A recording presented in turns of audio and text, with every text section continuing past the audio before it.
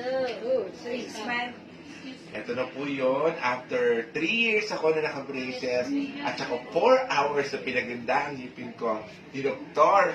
Annalisa Boras of Swiss Dental Clinic. Ito na po yung teeth reveal. Tingnan natin kung ano na tinalampasan ng aking pagpapaveneers sa Swiss Dental Clinic. Ito na, kinakabahan ako. Kinakabahan ako. Ganda ba? Teka. Yes.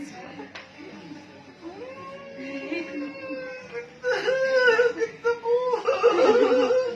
Ang ganda ko! Walang makalawan dyan! Promise! Dream ko po ito sa tarong buhay ko. Kasi hindi ko po talaga ito magagawa. Kundi po ito, Annalisa mo na kami ito!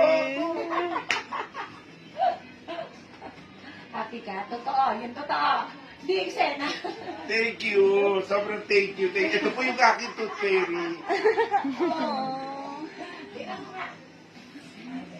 Siya lang yung naniwala sa lahat. Kasi nung una yung braces lang niya. Tapos sabi niya, ilan taon ka na ba? May edad ka na. Sabi niya, pero tatry ko lang ha. Yun muna sabi niya, itatry ko lang.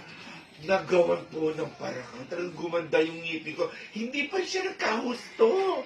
Sabi niya, mas pagandahin pa natin, gawin pa natin veneers. Kasi lumalabas-labas ka sa hindi dapat maganda tayong lahat. And everybody deserves to have a beautiful smile. Ayan po yung resulta.